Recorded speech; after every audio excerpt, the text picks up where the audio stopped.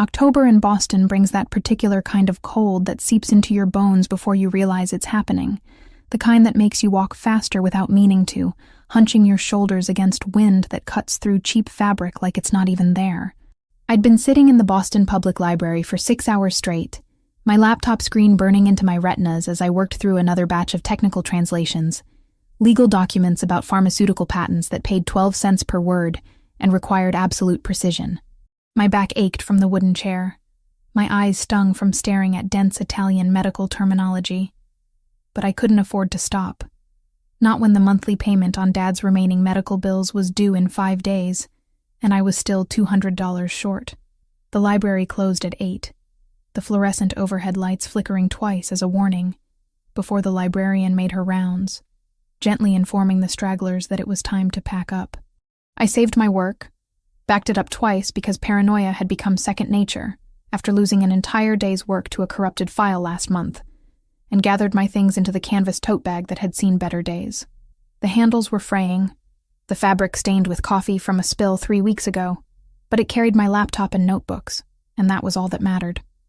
Outside, the temperature had dropped at least 10 degrees since I'd entered that afternoon.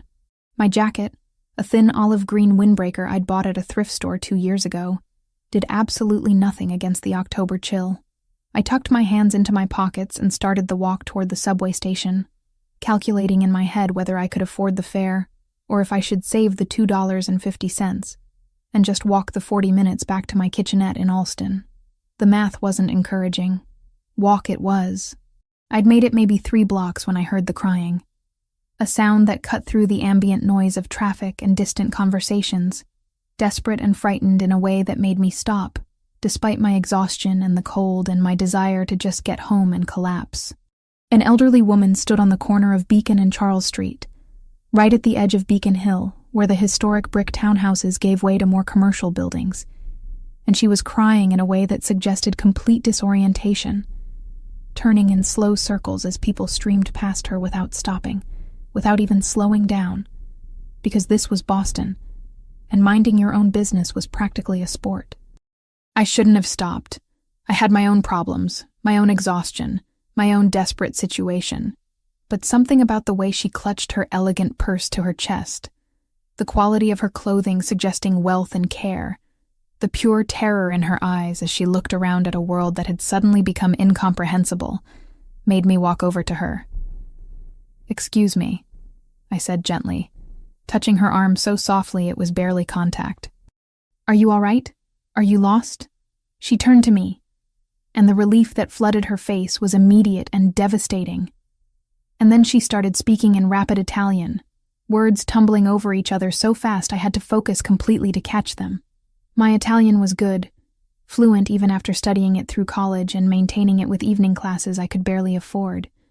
But she was speaking with a thick regional accent that took me a moment to place, somewhere north, maybe Milan or Como. "Ma'am," I said carefully, switching to Italian myself, letting the language flow naturally despite how exhausted I was. "Breathe, you're safe. Tell me what happened." Her name was Bianca, she told me between gasps and tears, and she'd been walking with her son. They'd been looking at the historic buildings because she'd just arrived from Italy, and everything was so different here, so overwhelming. And then he'd taken a phone call and stepped away, and she'd seen something. A shop window, maybe. And when she'd turned around, he was gone. She couldn't remember his phone number. Couldn't remember the address of where they were staying.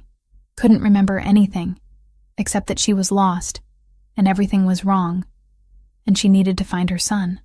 The rain started then, just a light drizzle at first, but quickly building into something more substantial.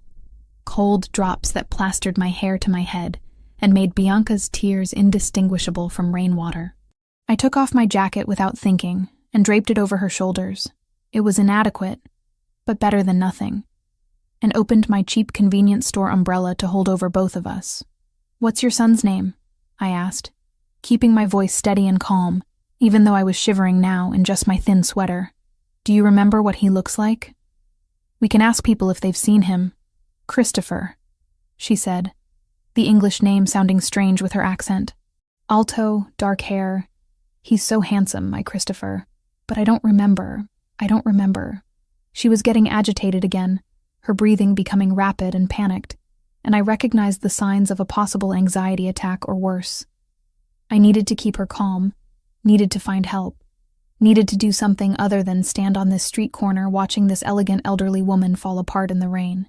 "Okay, here's what we're going to do," I said, still in Italian, still keeping that calm, steady tone that I'd learned from 3 years of caring for my father when he was dying, when panic helped no one. And steady calm was the only thing that kept situations from spiraling completely out of control. "We're going to go into that cafe right there, get you somewhere warm and dry, and we'll call the police. They'll help us find your son." But even as I was saying it, I saw them, the black SUVs appearing seemingly out of nowhere, 3 of them moving with synchronized precision to block off the street, and men in dark suits were emerging before the vehicles had fully stopped, spreading out with military efficiency, clearly searching for something or someone. One of them spoke into what had to be a radio or earpiece, his eyes scanning the crowd with intensity that made my stomach tighten with sudden anxiety. Then I saw him, the man who had to be Christopher, stepping out of the lead vehicle with an authority that made people instinctively move out of his way. He was tall, exactly as Bianca had said, maybe 6'1" or 2, with dark hair swept back from a face that was all sharp angles and controlled intensity. He wore a black suit that probably cost more than 6 months of my rent, and even from a distance I could see the barely contained panic in his movements, the way his dark eyes swept the street with desperate precision. "Is that him?" I asked Bianca quietly, and she gasped, new tears flowing. "Christopher. Yes, that's my Christopher."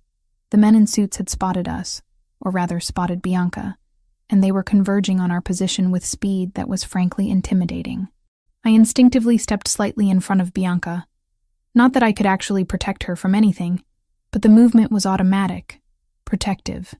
Christopher Ravellini, because that had to be who he was, reached us first, and up close he was even more striking and more terrifying. Dark brown eyes that were almost black focused on his mother with relief so intense it was almost painful to witness. And then those eyes cut to me, assessing me in maybe 2 seconds flat, taking in everything about me, my wet hair, my inadequate clothing, the way I had my cheap jacket draped over his mother's shoulders, the umbrella I was still holding over her head despite the fact that I was now thoroughly soaked. "Mama," he said, and his voice was deep and controlled, but I could hear the emotion underneath it, barely contained fear and relief warring with each other. He spoke to her in Italian, rapid questions about whether she was hurt, whether she was okay, what had happened. Bianca launched into an explanation, her words still tumbling over each other. And Christopher listened while also gesturing to his men, issuing quiet orders that had them immediately forming a protective perimeter around us. One of them, a massive guy who looked like he could break me in half without trying, approached with a blanket that was probably meant for Bianca, but Christopher took it and wrapped it around his mother himself, his movements gentle despite his obvious agitation. Then his attention came back to me, those dark eyes focusing with intensity that made me want to step backward, but I forced myself to hold my ground. "You found her," he said, switching to English, his accent slight but noticeable. "You've been taking care of her." It wasn't really a question, but I nodded anyway. She was lost and upset. I just stayed with her until you could find her. He studied me for another long moment, and I felt uncomfortably aware of how I must look, soaked and shivering, obviously broke based on my clothing, clearly exhausted from a long day of work. Whatever he saw made something in his expression shift, though I couldn't quite interpret what. "You speak Italian," he said. "I studied in Florence. I work as a translator. What's your name?" "Hannah. Hannah Mitchell." He repeated my name quietly, like he was memorizing it, then reached into his jacket and pulled out a leather wallet, extracting what looked like a business card. "I need to get my mother home and warm, but I want to thank you properly for what you've done tonight. Please, take this." The card was heavy cream cardstock with just a phone number embossed in dark gold lettering. No name, no company, nothing else. I stared at it, unsure what I was supposed to do with it. "I don't need payment," I said, trying to hand it back. Anyone would have done the same thing. His expression suggested he disagreed strongly with that assessment. Not everyone stops. Not everyone helps. Keep it. Call if you ever need anything. Before I could protest further, one of his men approached, murmuring something in his ear that made Christopher's jaw tighten. He nodded, said something back in Italian too rapid for me to catch, then turned back to me. I need to take her home. But Hannah Mitchell, I remember faces and I remember debts. This conversation isn't over. There was something in the way he said it that sent a shiver down my spine that had nothing to do with the cold and rain. This wasn't a normal grateful son thanking someone for helping his mother. This was something else. Something that felt loaded with implications I didn't fully understand. Christopher helped Bianca into the vehicle himself, taking my jacket from her shoulders and handing it back to me with a nod that might have been respect, or might have been dismissal. I couldn't tell. The wet fabric was cold against my skin as I pulled it back on. The motorcade pulled away with the same precision it had arrived with, and I was left standing on the corner with a business card in my hand and questions spinning through my exhausted brain. I looked down at the card, at the single phone number with no context, then tucked it carefully into my pocket and started walking toward the subway station. I'd saved the $2.50 in fare, I decided. I deserved the ride after that strange encounter. My hands were shaking, though whether from cold or adrenaline or something else entirely, I couldn't quite say. That night, in my tiny kitchenette with its single window looking out at the brick wall of the building next door, I took the card out and stared at it for a long time. Common sense said to throw it away, to forget about the whole strange encounter, to go back to my translations and my bills and my quiet, desperate life of barely making it paycheck to paycheck. But something, some instinct I didn't quite trust, made me tuck the card into the drawer of my second-hand nightstand instead. I had no way of knowing that 3 days later, that card would change absolutely everything. 3 days passed before the phone call came. 3 days during which I threw myself back into work with the desperate focus of someone trying not to think about something they absolutely should not be thinking about. I took on extra projects, stayed up until 2 a.m. translating technical manuals about industrial equipment, drank too much coffee and ate too little actual food, and tried very hard not to look at the cream-colored business card sitting in my nightstand drawer. Tuesday afternoon found me hunched over my laptop in a coffee shop in Cambridge, working through a contract dispute between an Italian textile manufacturer and an American distributor, when my phone rang with a number I didn't recognize. I almost let it go to voicemail because unknown numbers were usually either spam or bill collectors, and I wasn't in the mood for either. But something made me answer on the 4th ring. Hello? Miss Mitchell? The voice was female, older, with an accent that was distinctly Italian, but softened by years of speaking English. My name is Lucia Ferraro. I'm calling on behalf of the Ravellini family regarding a potential employment opportunity. My heart did something complicated in my chest. I'm sorry. I'm not sure what you mean. Mr. Christopher Ravellini was very impressed with how you helped his mother last week. He has a proposition for you, if you'd be willing to meet and discuss it. Her tone was professional, businesslike, giving away absolutely nothing about what this proposition might entail. What kind of proposition? It would be better discussed in person. Would you be available tomorrow morning, say 10 o'clock? I can send a car to collect you. Every instinct I had developed over 26 years of life screamed that this was a terrible idea, that I should politely decline and forget I ever met Bianca Ravellini and her intense son, that nothing good could come from getting involved with people who traveled with armed security and gave out business cards with no names on them.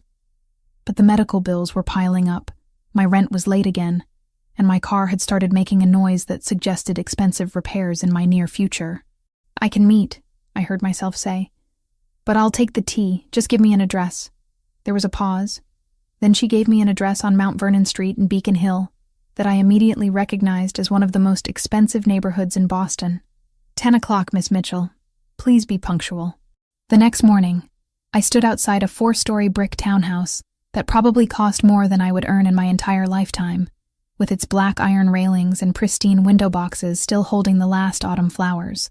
The whole street looked like something out of a historical postcard, cobblestones and gas lamps and buildings that dated back to when Boston was barely more than a colonial port town. I checked the address 3 times before finally climbing the stone steps and pressing the doorbell. The woman who answered was in her 50s, with silver-streaked dark hair pulled back in a neat bun and an expression that suggested she'd seen everything and was not easily impressed.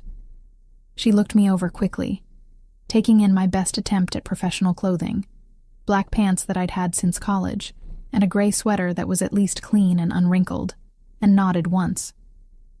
"Miss Mitchell." "I'm Lucia. Please, come in." The interior of the house was quietly magnificent in a way that made my throat tight. Not ostentatious or showy, but everything was quality, from the hardwood floors that gleamed with care to the artwork on the walls that looked like actual originals rather than prints. The staircase curved upward in an elegant spiral, and through an open doorway I could see a living room with furniture that was probably older than my grandmother. "Mr. Ravellini will join us shortly," Lucia said, leading me through the house toward the back. "He's finishing a business call. In the meantime, you can meet Mrs. Bianca." We entered a sunroom that faced a small private garden, and there was Bianca, sitting in a comfortable chair by the window with a book in her lap, looking far more composed than she had 3 nights ago in the rain. She looked up when we entered, and her face transformed with recognition and delight. "The kind girl," she said in Italian, setting her book aside. "You came. Christopher said you would come." I crossed to her, taking the hand she offered, and replied in Italian. "How are you feeling, ma'am?" "Better than when we last met, I hope." "Much better, thanks to you." She squeezed my hand gently. "Sit with me. Tell me about yourself while we wait for my son." Lucia brought tea, real tea in a porcelain pot with cups that matched, and I sat with Bianca and answered her questions about where I'd learned Italian, about my time studying in Florence, about my work as a translator. She was sharp and engaged when focused, asking intelligent questions and laughing at my stories about navigating Italian bureaucracy as a foreign student. But I noticed the moments where her attention would drift, where she'd pause mid-sentence as if forgetting what she'd been saying, where confusion would flicker across her face before she oriented herself again.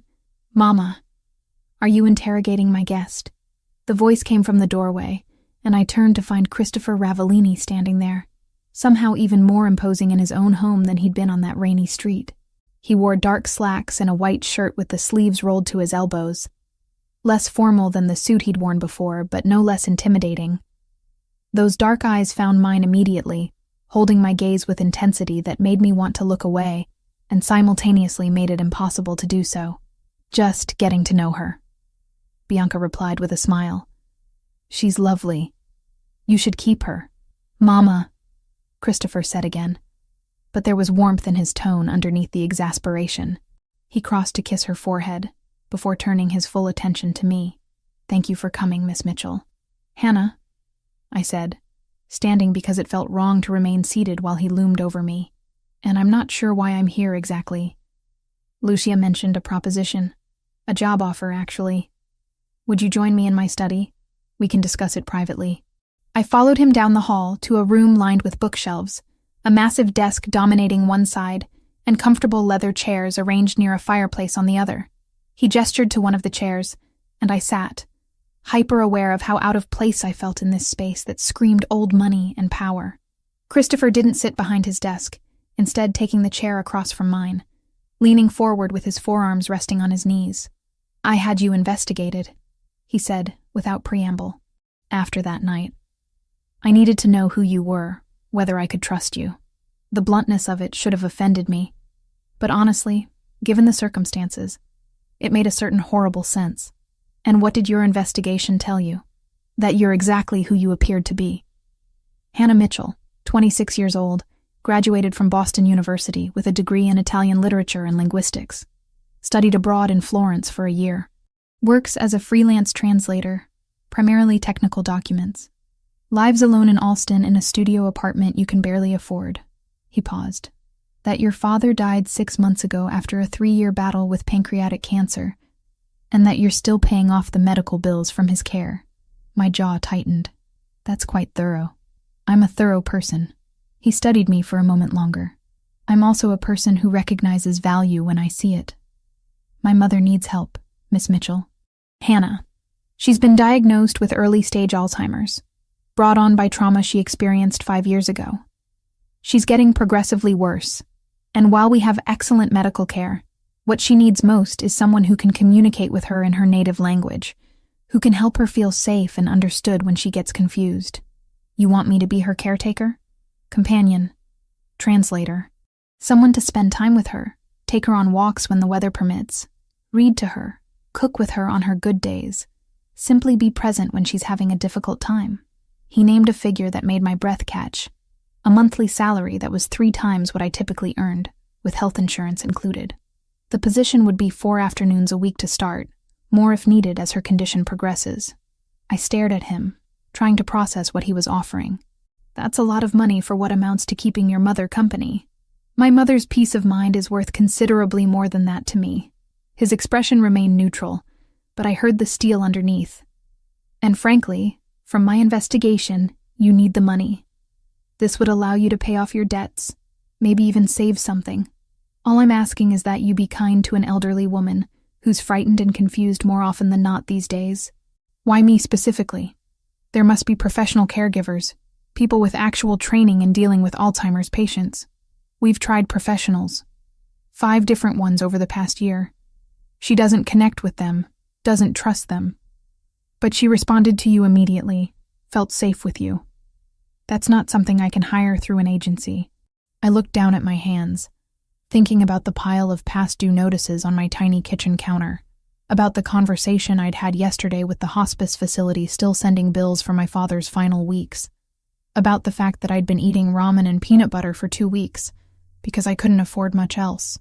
This job would solve all of that, would give me breathing room I hadn't had in years. What's the catch? I asked, looking back up at him. There's always a catch with offers this good. Something that might have been respect flickered in his dark eyes. Smart. The catch is that you'd be working in my home, which means you'd be exposed to my world. I have security for good reasons. You'd need to sign a comprehensive NDA, agree to background checks, understand that discretion is not optional. What you see and hear in this house stays in this house. What exactly would I be seeing and hearing? The question came out before I could stop it, and his expression hardened slightly. Nothing that would require you to lie to authorities, if that's what you're asking. But I'm a private person with a complicated business, and I value my family's privacy absolutely. He stood, crossing to his desk and pulling out a document. This is the employment contract. It outlines everything: salary, responsibilities, confidentiality requirements, termination conditions. I suggest you take it to a lawyer and have it reviewed before signing. I'm not trying to trap you into anything unethical. I took the contract, flipping through pages of legal language that would take me hours to fully parse. Can I have a few days to think about it? Of course. Take a week if you need it.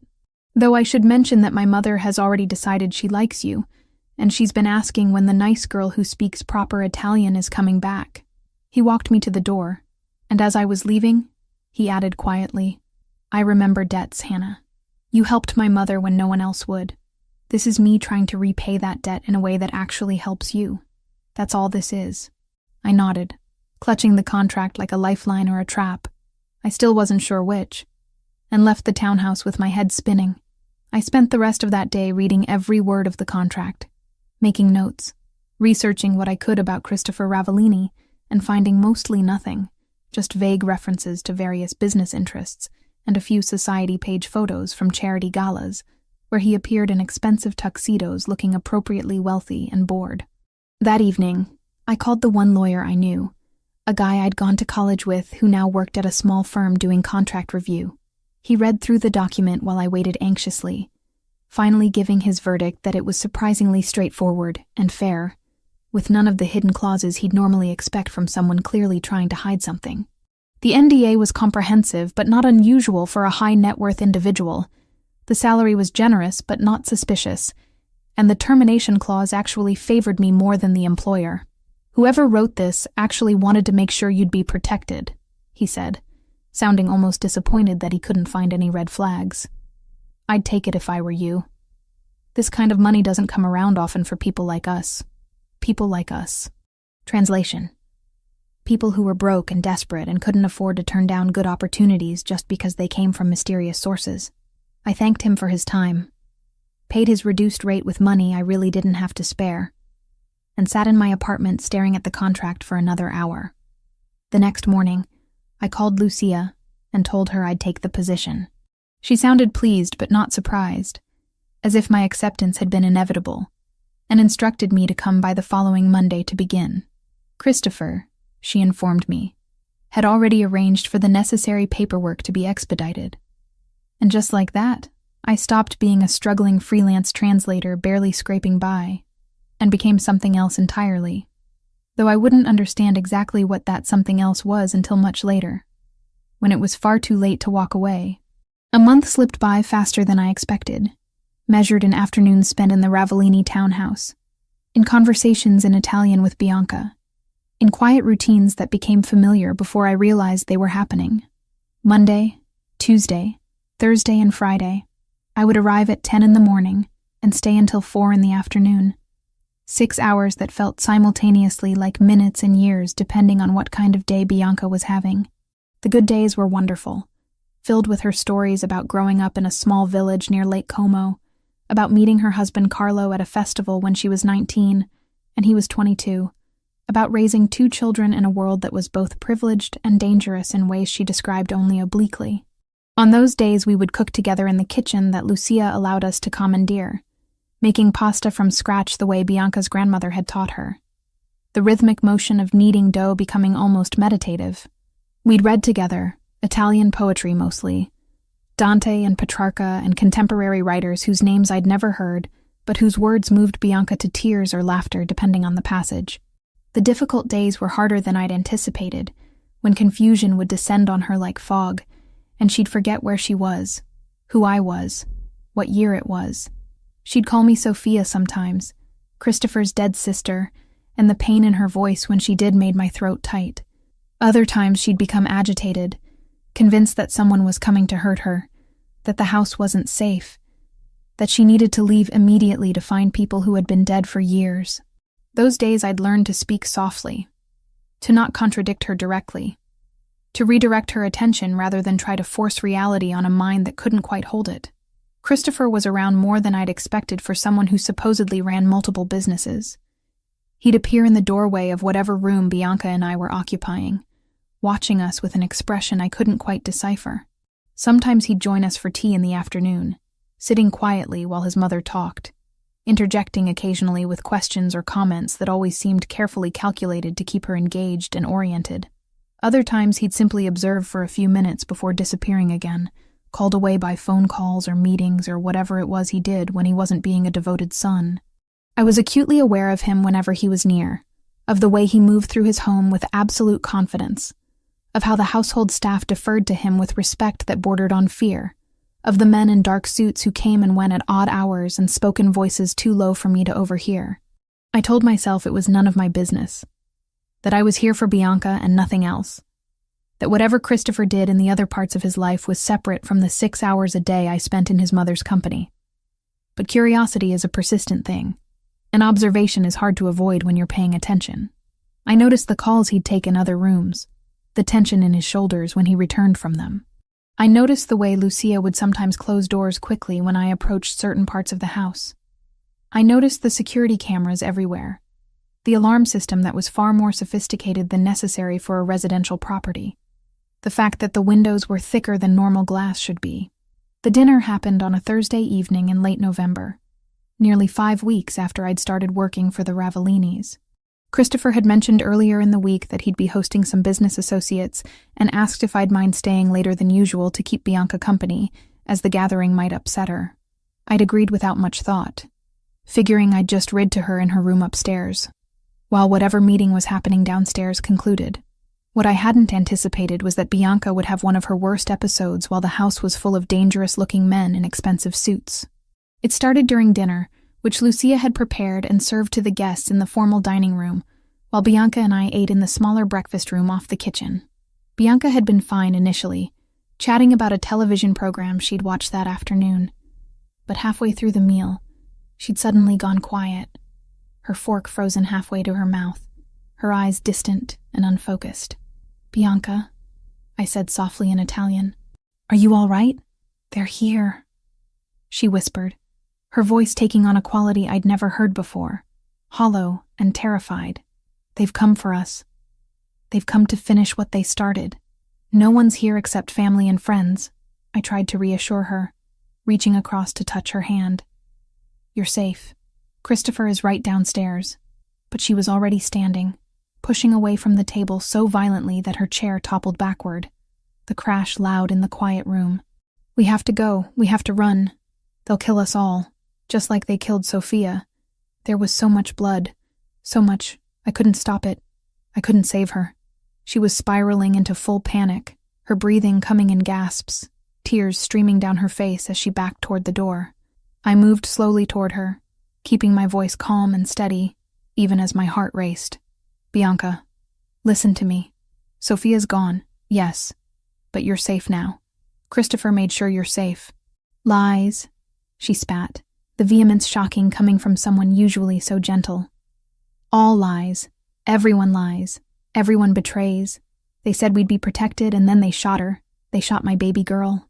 She lunged for the door leading to the main part of the house, and I had no choice but to follow, catching up to her in the hallway, just as she was heading toward the dining room where Christopher and his guests were meeting. I could hear voices from behind the partially closed door, speaking in Italian, discussing something about territories and shipments and consequences that sounded ominous even out of context. Bianca, wait. I tried again, but she pushed past me with surprising strength for a woman her age. She burst into the dining room and I followed helplessly, my stomach dropping as I took in the scene. Christopher sat at the head of a long table, surrounded by perhaps 8 men, all of them going silent as Bianca entered, all eyes turning to assess the interruption. The atmosphere in the room was thick with tension. I'd interrupted something important, and possibly dangerous. Traditori! Bianca screamed, pointing at the men around the table. Betrayers, all of you. You promised protection and delivered death. You took my daughter, my Sophia, my beautiful girl. And for what? For power? For money? For your endless wars? Christopher was on his feet immediately, his face a mask of control, even as I saw the pain flickering underneath. Mama, these men had nothing to do with Sophia. Come, let's go upstairs. But Bianca was past hearing reason, lost in memories that were 5 years old, but playing out in her mind like they were happening now. I saw them. I saw the car. I saw the bullets. I saw my daughter die, and all you did was stand there covered in her blood, doing nothing, saving nothing. The words hit Christopher like physical blows, his composure cracking just slightly, just enough for me to see the devastating guilt underneath. The men around the table looked uncomfortable, shifting in their seats, clearly unsure how to handle this breach of whatever formal protocol governed their world. I moved quickly, stepping between Bianca and the table, blocking her view of the men and forcing her to focus on me. Ma'am, I said firmly in Italian, catching her face between my hands so she had to look at me. I know you're frightened. I know the memories hurt. But right now, in this moment, you need to come with me. The garden, remember? You wanted to see if the roses had survived the frost. Let's go check. It was complete fabrication. There had been no such conversation. But sometimes with Alzheimer's patients, the truth mattered less than providing an anchor to pull them back to the present. Bianca blinked, confusion replacing some of the panic, her breathing still rapid but slowing slightly. The roses? She repeated uncertainly. Yes, the white ones you planted last spring. Come on, let's go see them. I gently took her arm and started guiding her back toward the door, meeting Christopher's eyes briefly as we passed. The gratitude there was intense but fleeting, replaced quickly by professional neutrality as he turned back to his guests with apologies I couldn't quite hear. I led Bianca through the house to the sunroom that overlooked the back garden, turning on the exterior lights so we could see the small space even in the November darkness. The garden was mostly bare now, autumn having stripped most of the greenery, but there were still a few hardy plants clinging to life. Tell me about Sophia, I said quietly, once Bianca had calmed somewhat, sitting beside her on the cushioned bench. What was she like? Bianca's eyes filled with tears, but they were calmer tears now, sad rather than panicked. Beautiful, she said, inside and out. She wanted to be a doctor, wanted to help people. Christopher tried to keep her away from the business, from that world, but she insisted on being involved, said she wouldn't hide while her brother carried the burden alone. Her voice broke. It got her killed. I'm so sorry. I said. Because what else could I say? That's a grief no mother should bear. We sat together in silence for a long time, her head eventually coming to rest on my shoulder, exhaustion from the emotional outburst making her small and frail against me. I heard footsteps in the hall behind us but didn't turn, knowing somehow that it was Christopher, that he was checking on us but wouldn't intrude on this moment. When Bianca finally fell asleep against my shoulder, I carefully extracted myself and found Christopher standing just inside the doorway, his jacket discarded, his shirt sleeves rolled up, tie loosened. He looked more disheveled than I'd ever seen him. More human. Your guests? I asked quietly. Gone. I sent them away. He moved closer, looking down at his sleeping mother with an expression that made my heart ache. I'm sorry you had to see that. Had to handle that alone. I'm not alone. I'm with her. I stood, stretching muscles that had gone stiff from sitting still. She was reliving it, wasn't she? The day Sophia died. He nodded, not meeting my eyes. Car accident, supposedly. Wrong place, wrong time. A message meant for me that hit her instead. His jaw clenched. Mama saw the whole thing. She was in the car with Sophia. Somehow came out without a scratch physically, but mentally. He gestured helplessly. She was never the same. The Alzheimer's started within months. Doctors say trauma can trigger it in people already predisposed. So you blame yourself, I said. Not a question, but a statement of obvious fact. Of course I blame myself. I brought Sophia into this world, this business. I thought I could protect her. Thought having her close meant she'd be safe. I was wrong. He finally looked at me. The guilt is the only thing I'm certain of anymore. The vulnerability in his admission caught me off guard.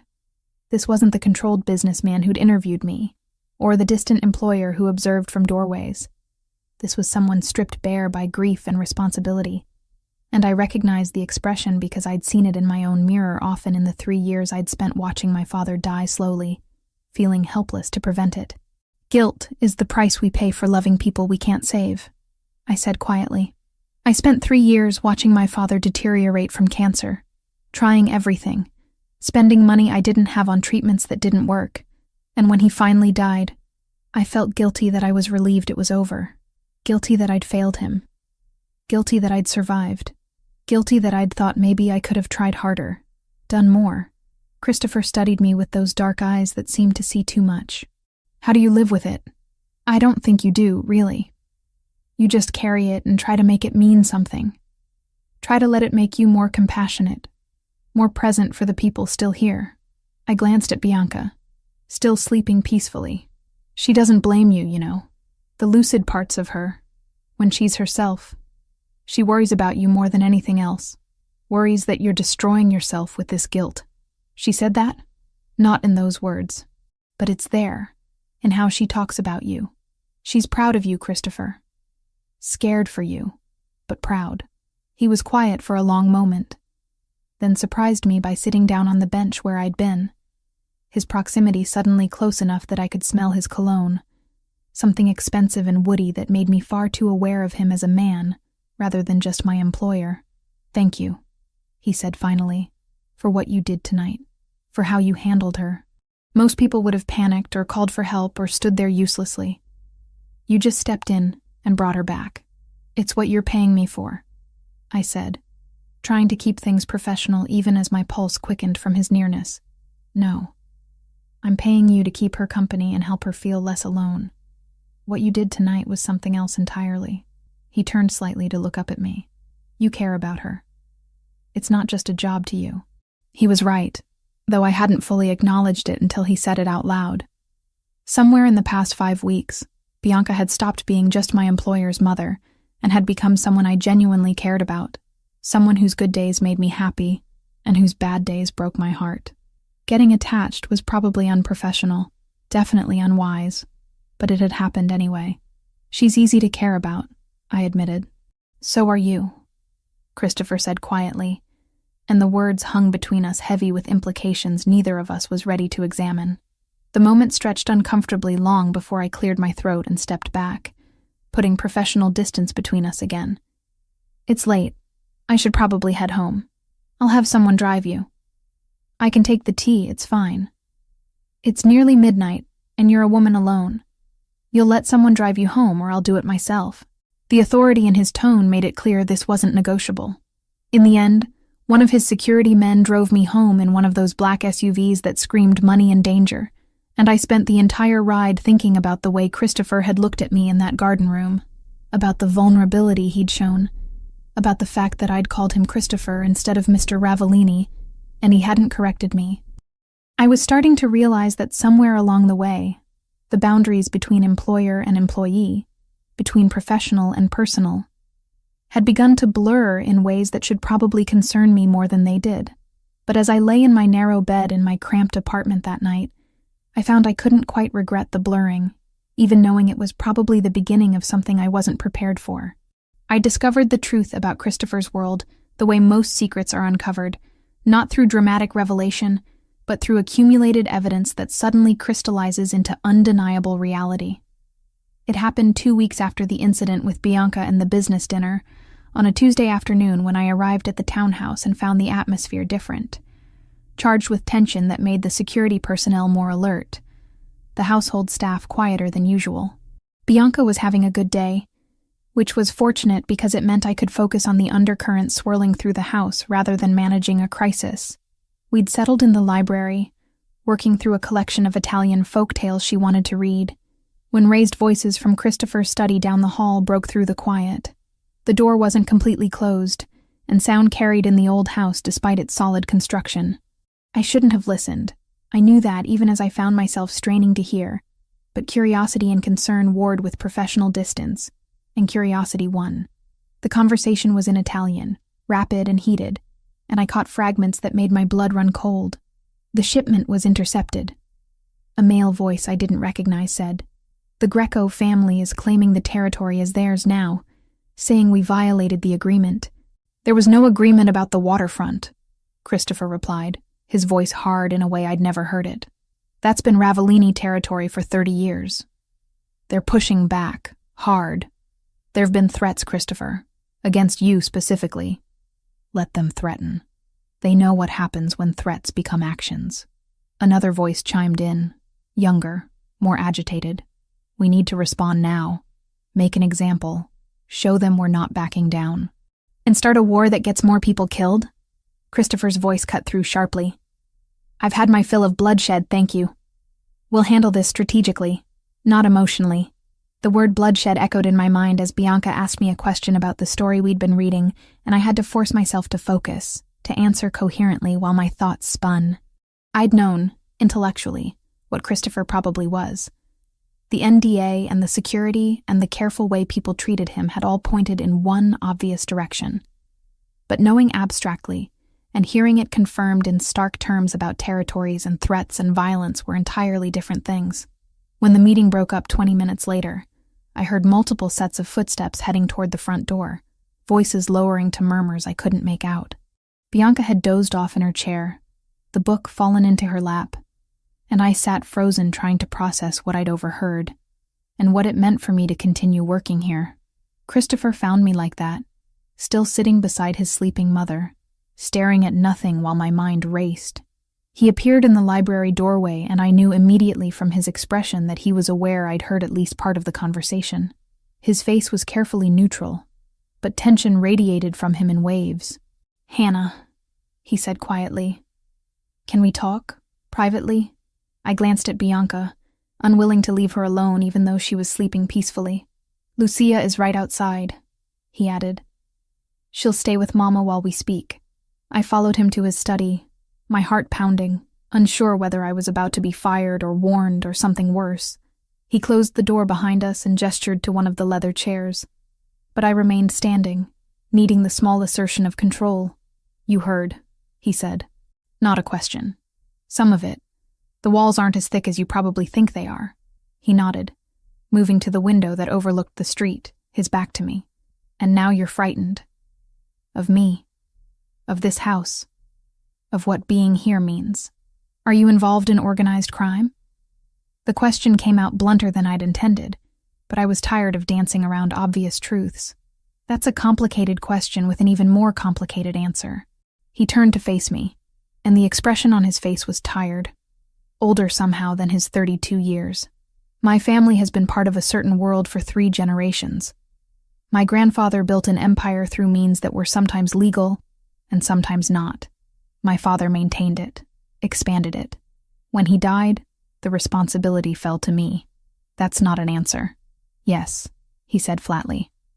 I run an organization that operates outside the law in many of its activities. Import, export, protection, gambling, other ventures I won't detail because you don't need that knowledge for your own safety. Does that satisfy your need for honesty? My mouth went dry. Hearing him confirm it so directly made it real in a way that suspicion never had. Why tell me this? Why not just fire me and have me sign more NDAs? Because you deserve the truth, and because I won't insult your intelligence by continuing to pretend you haven't figured out what I am. He moved closer. Not threateningly, but with intensity that made me want to step back even as I held my ground. I'm not a good man, Hannah. I've done things that would horrify you if you knew details. I've hurt people. I've ordered actions that resulted in deaths. I've built power on a foundation of fear and violence. But, he paused, as if gathering his thoughts carefully. Everything I do, every decision I make, is calculated to protect the people under my care. My mother, my organization, the neighborhood businesses that rely on us. And now, whether you like it or not, you became part of this world the moment you helped Mama that night in the rain. And more so when you accepted this job. I need you to understand that while you're under my roof, while you're connected to my family, you're safer than you've ever been in your life. But I also need you to understand that there are people out there who would hurt you to get to me if they knew you mattered. Do I? I asked, the words out before I could stop them. Matter, I mean. Something flickered in his dark eyes. More than is probably wise for either of us. The admission hung between us, heavy with implications I wasn't ready to examine. I crossed to one of the chairs and sat down, because my legs felt suddenly unsteady. I should quit. Pack my things and walk away, and pretend I never met your family. You should, he agreed. That would be the smart thing, the safe thing. But you won't. How do you know? Because you're not someone who walks away when things get complicated. You spent 3 years caring for a dying father when you could have placed him in a facility and gone on with your life. You stopped to help lost elderly women in the rain when everyone else just walks past. You stay with my mother through her worst episodes instead of calling for help and stepping back. He leaned against his desk, arms crossed. You see people who need something and you help them, even when it costs you. It's who you are. He wasn't wrong, and I hated that he'd read me so accurately. This is different. This is dangerous. Life is dangerous. You could get hit by a bus tomorrow. At least here, you'll be protected. Protected from threats that only exist because I know you. I shot back. Fair point. He studied me for a long moment. What do you want to know? I'll answer any questions you have within reason. I had 100 questions, but one rose to the surface above all others. The people who killed Sophia. Was that because of your world? His face went carefully blank. Yes. Rival family sending a message. They meant to kill me, got her instead. Mama witnessed it, saw her daughter die in front of her, and that trauma triggered the rapid progression of her Alzheimer's. So you blame yourself for that too. I blame myself for bringing her into this life in the first place. Sophia wanted to be involved, wanted to help run the legitimate businesses, wanted to prove she wasn't just a sheltered daughter. I thought keeping her close meant I could protect her. I was wrong. His voice was flat, emotionless in the way of someone who'd felt too much and had to shut it down to function. And the people who did it? Dealt with. Something cold and final in those 2 words made it clear exactly what dealt with meant. I should have been terrified, should have run for the door and never looked back. But instead, I found myself thinking about Bianca's face when she talked about Sophia, about the grief that had consumed her so completely it had literally damaged her brain. I thought about Christopher's guilt, the way it drove him to hire me specifically because I could give his mother moments of peace. I thought about the complicated nature of morality, about how easy it was to judge from the outside when you'd never been forced into impossible choices. I'm not asking you to approve of what I do, Christopher said quietly, reading something in my expression. I'm just asking you to understand that I'm trying to protect the people I love in the only way I know how. And that includes you now, whether you want it or not. This is insane, I said. But the words lacked conviction. I'm a translator who takes care of your mother. I'm nobody. You stopped being nobody the moment Mama trusted you. The moment I started relying on you to help her through her worst days. You're part of this family now, Hannah. That makes you valuable. And in my world, valuable things need protection. I stood, needing to move, to think, to process everything he was telling me. I need time. To figure out if I can live with this, knowing what I know now. Take all the time you need. But understand that either way, you're going to have security watching you. That's not negotiable. It's not about controlling you. It's about making sure the Greco family or anyone else doesn't decide to use you as leverage against me. The thought sent ice down my spine. Has that been a risk this whole time? A small one, but it's growing. That meeting you overheard? The territory dispute is escalating. The Grecos are pushing boundaries, testing to see how far they can go before I push back. They're looking for weaknesses, for pressure points. If they discover that Mama has a companion she's attached to, if they figure out that I've started... He trailed off, then continued. If they realize you're important, you become a target. Then I should definitely quit. Quitting doesn't make you less of a target if they've already identified you. It just makes you less protected. He moved to stand in front of me, close enough that I had to tilt my head back to meet his eyes. I'm not trying to trap you or manipulate you. I'm trying to be honest about the situation we're both in. You can walk away from this job, but you can't walk away from knowing what you know, from having been part of this household. That knowledge makes you valuable information to the wrong people. So I'm trapped. You're protected, he corrected. There's a difference. Bianca's voice calling my name from the library interrupted whatever I might have said next. Christopher stepped back immediately, the moment broken, and I left his study with my thoughts in chaos, returning to the simple task of reading to an elderly woman who just wanted company and stories, the only uncomplicated relationship in this increasingly complex situation I'd walked into. Over the next 3 days, I went through every argument with myself, every pro and con list, every rational reason I should walk away and never come back. But in the end, I kept thinking about Bianca's smile when I arrived each afternoon, about the way her confusion cleared when she heard Italian spoken with genuine affection, about how she'd grip my hand during her bad days, like I was an anchor to reality. And I thought about Christopher, about the guilt that drove him, about the impossible weight of responsibility he carried, about the brief moments of vulnerability he'd shown me when the mask slipped, and I saw the man underneath the power. 3 days after our conversation, I arrived for my Tuesday shift and found Christopher in the hallway, clearly waiting for me. I'm staying, I said before he could speak. But I need you to promise me something. What? If I'm in danger? If this situation with the Greco family or anyone else gets worse, you tell me. No more keeping me in the dark thinking it's protection. I deserve to know what I'm walking into.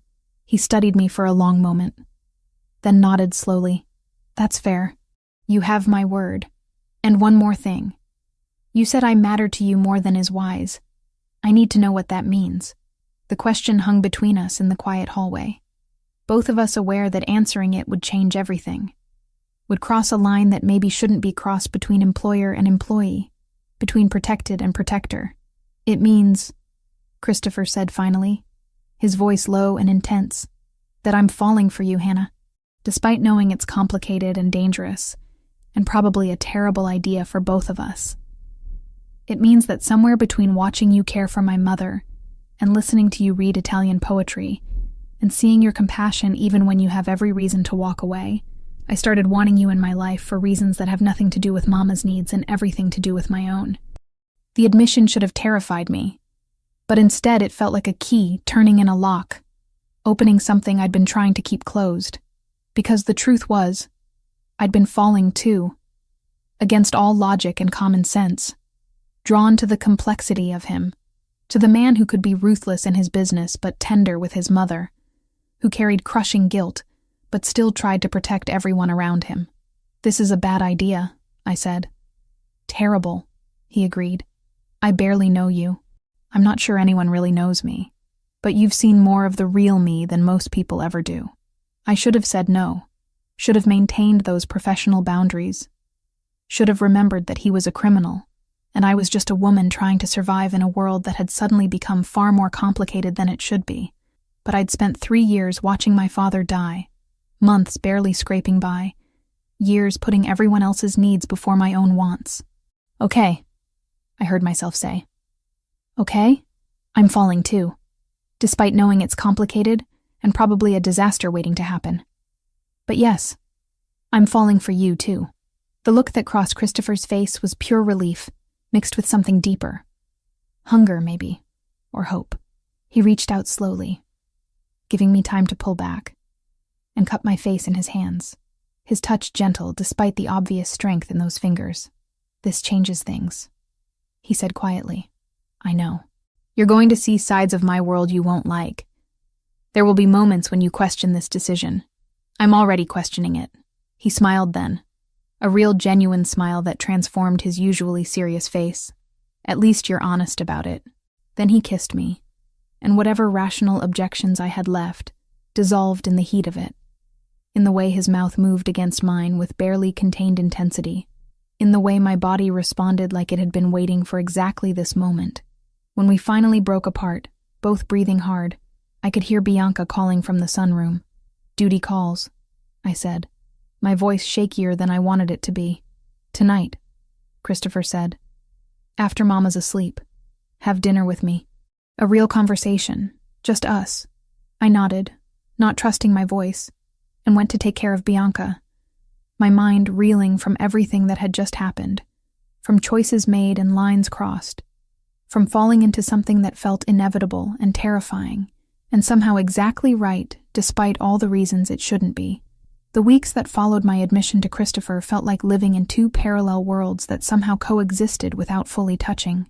In one world, I was Hannah Mitchell, companion to an elderly woman with Alzheimer's, reading Italian poetry in sunlit rooms, cooking traditional recipes, taking careful walks through the Beacon Hill streets when Bianca was having good days.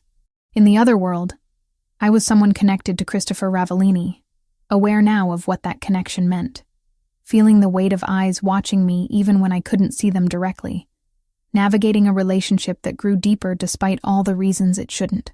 Christopher and I were careful, discreet in ways that felt both necessary and frustrating. We'd stolen moments together after Bianca went to bed. Late dinners in the townhouse kitchen where Lucia would leave food prepared and then disappear with tactful efficiency. We'd talk for hours about everything and nothing. Him sharing pieces of his history that explained the man he'd become. Me opening up about the years of caring for my father. About dreams I'd set aside. About the loneliness of survival. He'd introduced me to Anthony Marino 2 weeks after we'd acknowledged what was happening between us. Anthony had shown up one evening while Christopher and I were having coffee in the study after Bianca's bedtime. And I'd tensed immediately, recognizing the name from conversations I'd overheard. Anthony was tall, maybe 40, with graying hair at his temples and eyes that assessed me with the wariness of someone whose job was to identify threats. "So you're the translator who's got Christopher acting like a different person," Anthony had said, his tone carefully neutral. "I'm the person who takes care of Mrs. Bianca," I'd replied, matching his tone. "Whatever else I am is between Christopher and me." Something in my response had made Anthony's expression shift slightly. Respect, maybe, or at least acknowledgement that I wasn't going to be intimidated easily. He'd turned to Christopher with a slight smirk. "You picked someone with a spine. That's new. Careful," Christopher had warned. But there was affection underneath the warning. Hannah doesn't take well to being discussed like she's not in the room. Over the following weeks, Anthony had become a semi-regular presence when I was around, initially watching me with that careful assessment, gradually relaxing into something that felt almost like acceptance. He'd shown up one Tuesday afternoon when I was walking Bianca through the garden and had fallen into step beside us, making conversation in surprisingly fluent Italian that delighted Bianca. "He's testing me," I'd said to Christopher later that night, making sure I'm not going to panic or do something stupid. "He's protecting me," Christopher had corrected. "Anthony's been with me since we were teenagers. He's seen what happens when people get close to me and can't handle the reality. He needs to know you're not going to break under pressure." "And what's his verdict?" He thinks you're either remarkably brave or remarkably stupid, and he's not sure which yet. But he likes you, which is significant. Anthony doesn't like many people. The relationship with Christopher continued to develop in those stolen hours, careful touches that became bolder, conversations that became more intimate, the inevitable progression of two people drawn to each other despite complicated circumstances. We hadn't crossed certain lines yet, both of us aware that doing so would change things irrevocably, but the tension between us was constant and electric. Then the surveillance started, and everything shifted into sharper focus. I noticed it first on a Thursday afternoon, 3 weeks after I'd told Christopher I was staying despite knowing the truth. I was leaving the townhouse, heading toward the T-station to go home, when I caught sight of the same dark sedan I'd seen parked on the street that morning. Different location, but same car, same tinted windows. I told myself it was paranoia, that Boston was full of dark sedans, that I was seeing patterns that weren't there. But the next day, the car was there again. And this time, I saw someone inside taking photos with a camera that had a lens too long for casual photography. My stomach dropped and I pulled out my phone immediately, calling Christopher, even though I'd normally wait until I was off the clock to contact him. "There's someone watching me," I said, without preamble when he answered. "Dark blue sedan, Massachusetts plates. They've been here 2 days in a row and they're taking pictures." "Where are you right now?" His voice went immediately sharp, focused. "Just left the house, walking toward Charles Street." "Go back inside. Now. Don't look at the car. Don't acknowledge you've noticed. Just turn around and come back." I did as he said, my heart pounding, aware now of how exposed I was on the street, how vulnerable. The townhouse door opened before I reached it, one of Christopher's security men there to usher me inside quickly, and suddenly the house that had felt comfortable and safe felt like a fortress under siege. Christopher appeared within minutes, having clearly been somewhere nearby, his expression controlled, but his eyes hard with anger that wasn't directed at me. He pulled me into his study and closed the door, then immediately made a call, speaking in rapid Italian to someone, issuing orders about checking footage and running plates, and finding out who was watching his house. "How long?"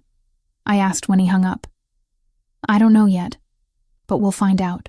He moved to the window, looking out at the street with the careful attention of someone cataloging every detail. "This is exactly what I was afraid of.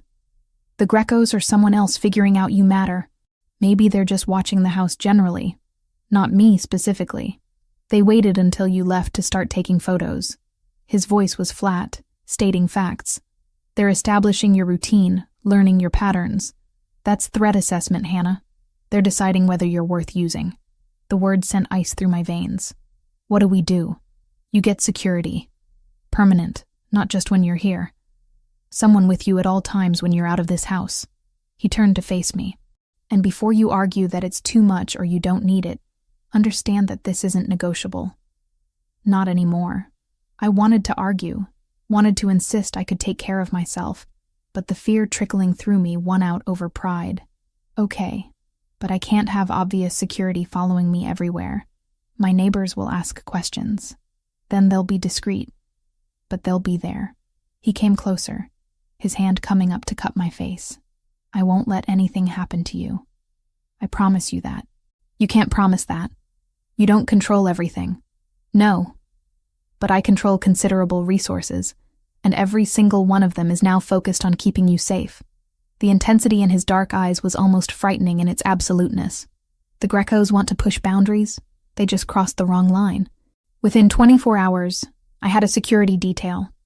2 men who worked in shifts. Always there, but maintaining distance.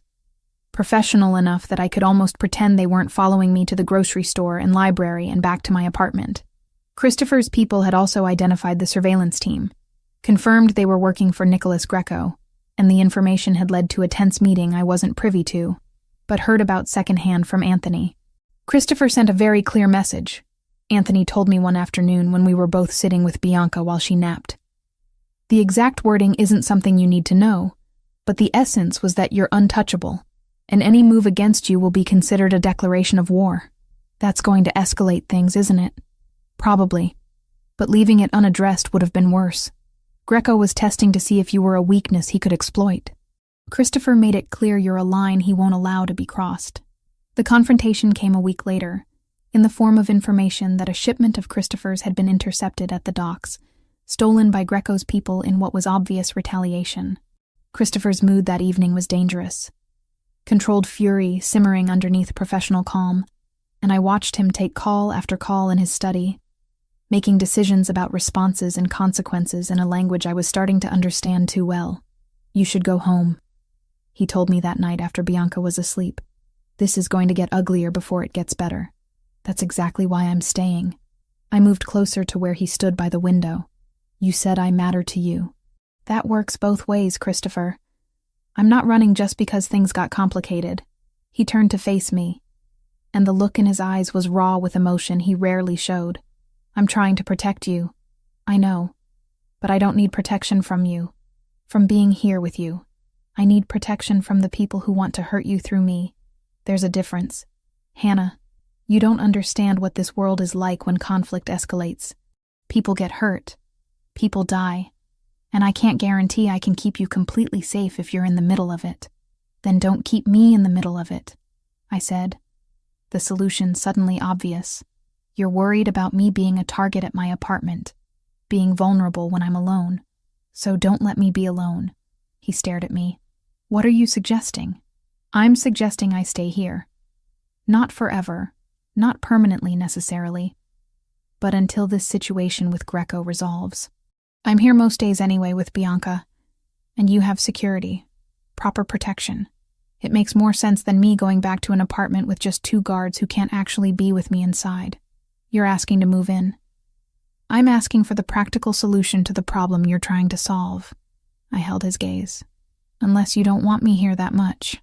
I want you here too much," he admitted. "That's the problem. Once you're here, once you're part of this household completely, walking away becomes harder. For both of us. Maybe I don't want it to be easy to walk away." The admission hung between us for a long moment before Christopher closed the distance and kissed me. And it was different this time.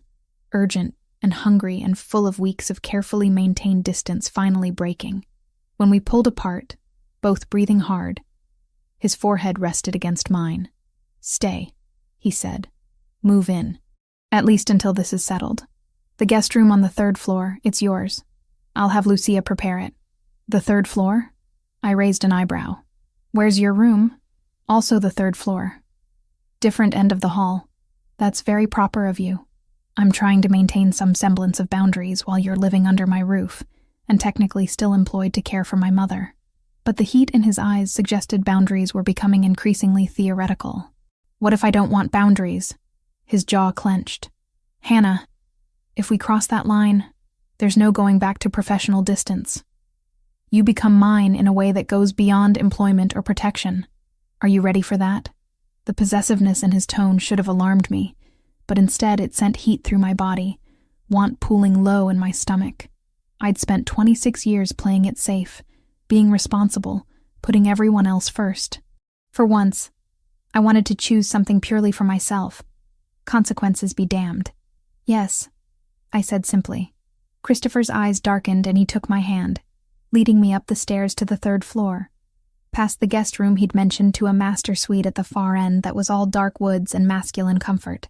The door closed behind us, and then he was kissing me again, hands moving over my body with intent this time. No more careful restraint, and I gave myself over to it completely, to the heat and want, and the rightness of finally crossing this line we'd been dancing around for weeks. Later, lying tangled in his sheets with his arm around me and my head on his chest, listening to his heartbeat slow back to normal, I felt the weight of the choice I'd made. Moving in, sleeping with him, becoming his in the way he'd meant. It tied me to this world inextricably, but as his fingers traced idle patterns on my shoulder, and he pressed a kiss to the top of my head, I couldn't bring myself to regret it. "Tomorrow I'll have your things brought over," he said quietly, "and we'll need to have a conversation with Mama about you living here. Make sure she understands without getting confused. She'll be thrilled. She's been asking when I'm going to stay for dinner every night like family. You are family now." The certainty in his voice left no room for argument. Mine to protect, mine to care for. The Grecos want to test that? Let them. They'll learn exactly how far I'll go. The threat implicit in those words should have frightened me, but wrapped in his arms in the safety of his home, I found I trusted him to keep that promise, violence and all. I'd chosen this world, chosen him, and I'd face whatever came next with my eyes open and no regrets. Living in the Ravellini townhouse changed everything in ways both obvious and subtle. The morning routines became shared. Christopher and I passing each other in the hallway as he left for whatever business required his attention. Me heading downstairs to help Bianca with breakfast. Lucia adjusted to my permanent presence with efficiency that suggested she'd expected it all along, treating me with a deference that made me uncomfortable until I realized it wasn't about me personally, but about my relationship with Christopher. The tension with the Greco family escalated exactly as predicted. 2 days after I'd moved in completely, bringing the few possessions I owned from my apartment in Alston, Christopher received word that another shipment had been hit, this one significantly more valuable than the first. The response came in the form of closed-door meetings with Anthony and other men whose names I didn't know and didn't ask for, conversations conducted in voices too low for me to overhear even when I was in adjacent rooms. "It's going to get worse before it stabilizes," Anthony told me one afternoon when we were both keeping Bianca company in the sunroom. She'd fallen asleep in her chair, exhausted from a morning of confusion and agitation, and Anthony had appeared with the quiet assumption that watching over her was now a shared responsibility. Greco's pushing hard, testing boundaries. Christopher's been trying to handle it without direct retaliation, but there's a limit to how much territory he can lose before his own people start questioning his leadership. What would direct retaliation look like? I asked, not entirely sure I wanted the answer. Anthony gave me a look that suggested he was deciding how much honesty I could handle. Nothing you need details about. But Christopher's been different since you came into the picture. More measured, more careful about consequences. The old Christopher would have already burned down half of Greco's operations. This Christopher is trying to find solutions that don't involve body counts. Because of me. Because you make him want to be better than what this life usually requires. Whether that's sustainable long-term? We'll see. He checked his phone, frowning at whatever message he'd received. But right now, it's making things complicated. His men need to see strength. Greco needs to see consequences. And Christopher's trying to balance all of that with keeping you insulated from the worst of it. I thought about that conversation later that evening, when Bianca had her worst episode since I'd started working for the family. It began during dinner, which I'd been taking with her in the breakfast room, while Christopher met with associates in his study. One moment she was eating peacefully. The next she was standing abruptly, her chair falling backward with a crash that brought Lucia running. "They're here," Bianca gasped, backing toward the wall. "In the house, I can hear them. They've come to finish it, to kill us all like they killed my baby." I moved toward her slowly, keeping my voice calm. "Ma'am, no one's here except family. You're safe." But she was beyond hearing, lost in memories that were 5 years old, but playing out as present reality. She made for the door with surprising speed, and I followed, my heart sinking, as I realized she was heading toward Christopher's study, where the door was partially open, and I could see men gathered around the desk, papers spread out that probably contained information I shouldn't see. "Bianca, wait," I called, but she burst into the room before I could stop her. "Traditori," she screamed, the Italian word for traitors cutting through whatever conversation had been happening. "All of you, liars and killers, you promised protection and delivered death. You took my Sophia, my beautiful girl. You took her, and left me with nothing but blood and screaming." Christopher was on his feet immediately, his face a mask of control, even as I saw the pain flickering underneath, the guilt that never fully left him. The men around the desk had gone silent, clearly uncomfortable with this breach of the carefully maintained facade of business as usual. I stepped between Bianca and the men, blocking her view, forcing her to focus on me instead of whatever demons she was seeing. "Ma'am, look at me, just me. Do you know who I am?" Her eyes were wild, unfocused, but after a moment recognition flickered through. "Hannah?" "Yes, Hannah. And right now, you and I are going to go outside and look at the stars. Remember how you told me your grandmother used to point out constellations in Italy? Let's see if we can find them here." It was manipulation, using her love of her grandmother to redirect her attention. But it worked. The wildness in her eyes dimmed slightly, and she let me take her arm, let me guide her out of the study past Christopher, whose expression was grateful and devastated in equal measure. I took her to the back garden even though it was December and freezing. Wrapping her in a heavy coat I grabbed from the hall closet and settling her on the bench under the bare branches of the maple tree.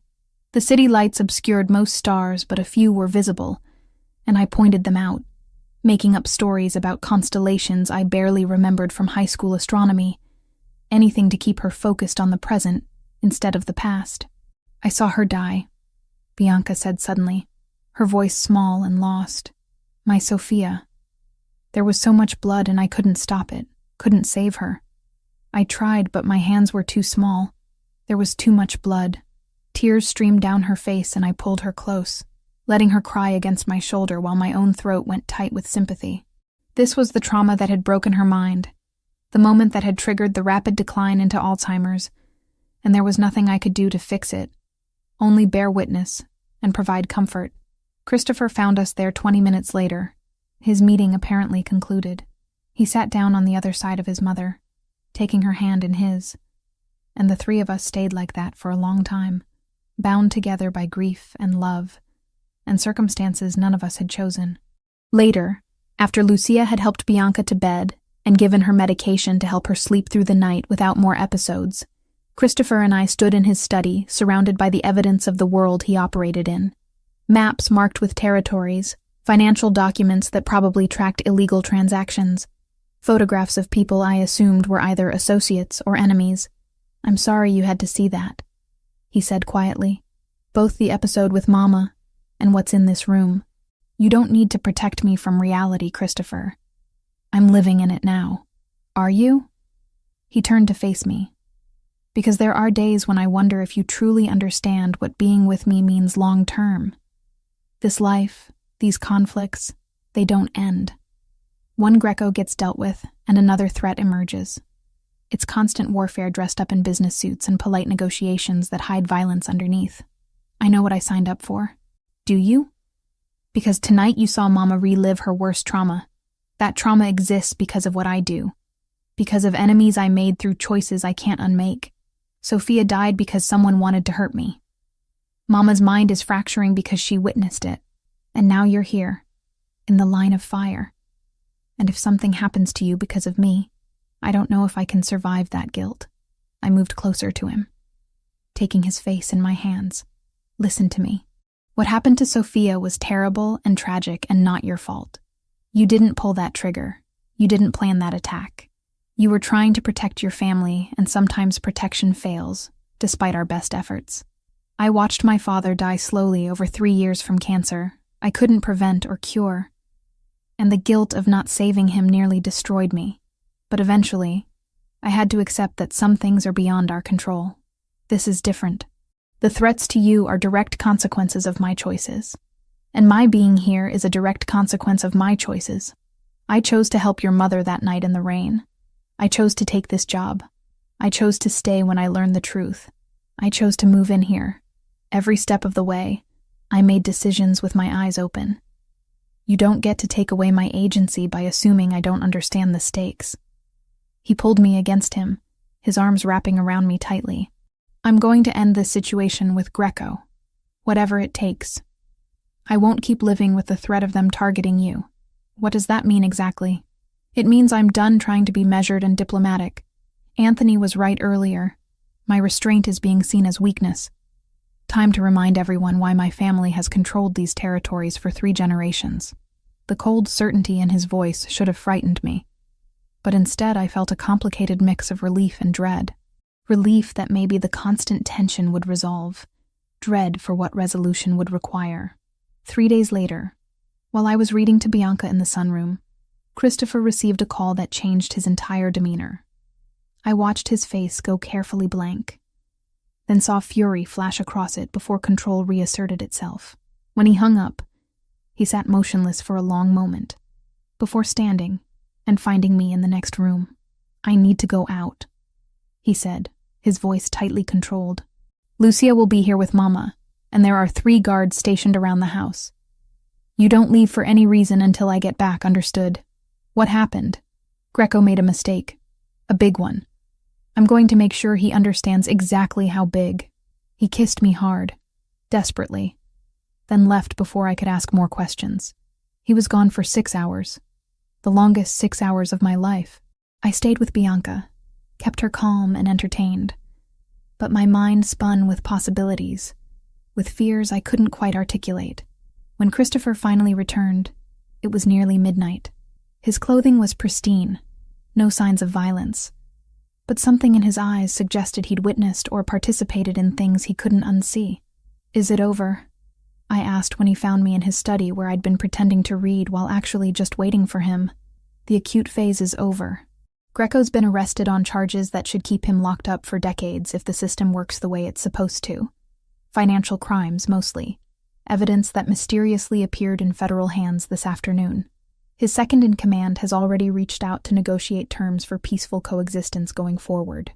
You chose to go legal route instead of violent one. I chose the route that removes the threat permanently without adding to my body count. The FBI has been wanting to bring down Greco for years. They just needed evidence. I provided it." He moved to the bar and poured himself a drink, downing it in one swallow. "It's not noble, Hannah. I'm not a good man just because I chose one method over another. I still destroyed a man's life and freedom to protect what's mine. What's yours being me and Bianca. And everyone else in this organization who would have been collateral damage if this had escalated to full warfare. But yes, primarily you and Mama. Everything I do starts from protecting you two." I went to him, wrapping my arms around him from behind, feeling the tension in his shoulders. "Thank you for choosing the path with less bloodshed. I know it probably wasn't the easier choice politically. Anthony thinks I've gone soft. My captains are confused about why I didn't retaliate more directly. But I don't care what they think as long as you're safe." We stood like that for a long time, the weight of the past weeks finally lifting slightly. Though I knew from what Anthony had said that there would always be other threats, other conflicts. This life Christopher had inherited didn't offer exits, only temporary reprieves between crises. But for tonight, with his mother sleeping peacefully upstairs and the immediate threat neutralized, we could pretend that the world was simpler than it was, that love and protection were straightforward rather than complicated, that choices didn't carry consequences that rippled out in ways we couldn't always predict or control. "Come to bed," I said quietly. "Tomorrow will bring whatever it brings. Tonight we've earned some peace." He turned in my arms and kissed me, and whatever darkness he'd witnessed or participated in that day, he left it outside the bedroom door, choosing instead to be just a man with the woman he loved. Complications be damned. The next few days would test that fragile peace, would force us to confront realities we'd been avoiding. But for now we had this moment, and we took it gratefully. The peace that settled after Greco's arrest lasted exactly 4 days before shattering in the worst way possible. I was at a pharmacy 3 blocks from the townhouse, picking up a prescription for Bianca that needed to be refilled, accompanied by one of Christopher's security men whose name was James, a quiet professional who'd been shadowing me for weeks now. The pharmacy was one Christopher had approved, vetted for safety, in a neighborhood he controlled. I should have been safe. I should have been, but I wasn't. It happened so fast that I barely processed it until it was over. One moment I was at the counter waiting for the pharmacist to confirm the prescription details. The next, a van screeched to a stop outside, and 3 men rushed through the door. James moved immediately to intercept, but there were too many of them, and they knew exactly what they were doing. I heard a sound like a punch, saw James drop, and then hands were grabbing me, yanking me toward the door before I could scream. I fought, clawing and kicking and trying to make myself as difficult to move as possible. But they were professionals, and I was just a 26-year-old woman who'd never been in a real fight in my life. Someone pressed something cloth covered over my mouth and nose, chemical smell making my head swim. And then the world tilted sideways into darkness. When I woke, my head pounded, and my mouth tasted like copper and chemicals. I was sitting in a chair in what looked like an abandoned warehouse. Concrete floors and high ceilings and the smell of salt air suggesting we were somewhere near the water. My hands were zip-tied to the chair arms and my ankles were similarly bound. Panic clawed at my throat, but I forced it down, forced myself to breathe slowly and assess the situation. 3 men stood near a doorway about 20 feet away, speaking in voices too low for me to hear clearly. One of them noticed I was awake and said something that made the other 2 turn. The one who approached me was older, maybe 50, with graying hair and a face that suggested he smiled rarely, and meant it even less. "Miss Mitchell," he said, his voice carrying a slight accent I couldn't quite place. "I apologize for the rough treatment. My men were instructed to be careful with you, but speed was necessary. Who are you?" My voice came out shakier than I wanted it to. "My name is Nicholas Greco. I believe you've heard of me." Ice flooded my veins. Christopher had said Greco was in federal custody, that he'd been arrested on charges that would keep him locked up. But clearly intelligence had been wrong, or circumstances had changed, because he was very much here, and very much not in prison. "Christopher will come for me," I said, trying to project confidence I didn't feel. "I'm counting on it. That's rather the point of this exercise." Greco pulled over a metal folding chair and sat down across from me, close enough that I could see the cold calculation in his eyes. "You see, your Christopher made a significant error when he chose to use legal channels against me rather than traditional methods. He thought he was being clever, avoiding bloodshed while still removing me from the board. What he failed to anticipate was that I have resources he didn't account for, connections that ensured my release within hours of arrest. So you took me to what? Punish him? Kill me in retaliation? Kill you? No, Miss Mitchell. You're far more valuable alive. You're leverage, a bargaining chip to force Christopher Ravellini to acknowledge that his territory is no longer exclusively his, that he needs to share control or face consequences." He leaned back, studying me like I was an interesting specimen. "Though I must say, I'm curious what he sees in you. You're pretty enough, certainly. But you don't strike me as the type who'd normally appeal to someone of his position. Too ordinary, too middle class, too unconnected to be a strategic alliance." "Maybe he likes that I'm not part of this world," I shot back, anger cutting through fear. "Perhaps. Or perhaps he's simply tired, and you represent escape from responsibilities he never wanted. Either way, you matter to him considerably based on how much he's invested in protecting you. That makes you extremely useful to me." Greco stood and pulled out a phone, typing something quickly. "I'm sending him proof of life. Photographic evidence that you're unharmed and in my custody. Within the hour, he'll receive terms for your release. If he's smart, he'll accept them, and we can all move forward. If he's prideful, well, then things become more complicated for everyone involved. You don't know him very well if you think he'll negotiate under these circumstances," I said, though I wasn't entirely sure that was true. Christopher had shown himself willing to make pragmatic choices over violent ones recently. Would he trade territory to get me back? Probably. Would that decision haunt him and undermine his authority? Definitely. "We'll see." Greco gestured to his men. "Make her comfortable. Food, water, untie her hands so she can eat. She's a guest, not a prisoner, until we determine otherwise." I was left alone after that, my hands freed though my ankles remained bound to the chair. One of the men brought me a bottle of water and a sandwich from somewhere, setting them on a crate within reach. The surreal normalcy of being offered lunch while kidnapped almost made me laugh, but I swallowed the hysterical sound and forced myself to eat because I needed my strength for whatever was coming. Hours passed. I had no way to track time exactly, but the light coming through high windows shifted from afternoon to evening to darkness. No one spoke to me directly, though I overheard fragments of conversations in Italian and English, enough to understand that Christopher had received the proof of life and had responded, though not in the way Greco expected. "He's not negotiating," one of the men said, sounding nervous. "He's threatening full-scale war if we don't release her immediately." "Let him threaten," Greco replied calmly. "He won't start a war that could get her killed. He cares too much." But Greco didn't know Christopher the way I was starting to. Christopher would absolutely start a war if he thought it was the only way to get me back safely. The question was how much time I had before that war arrived at this warehouse. The answer came sooner than I expected. Just past what I guessed was midnight based on how deeply dark it had become outside, I heard sounds in the distance. Shouts, then gunfire, brief and sharp.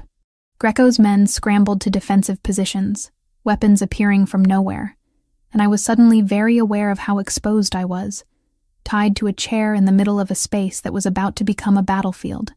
"Move her to the back room," Greco ordered, and 2 men grabbed my chair, carrying me awkwardly through a doorway into a smaller space with no windows. They left me there in darkness, punctuated only by the sounds of the assault happening somewhere nearby. The gunfire intensified, closer now, and I heard voices shouting commands in English and Italian. Then the door to my room burst open and I flinched, expecting Greco's men or worse. But instead it was Christopher, flanked by Anthony and 3 others I didn't recognize. Christopher's face when he saw me was something I'd never forget.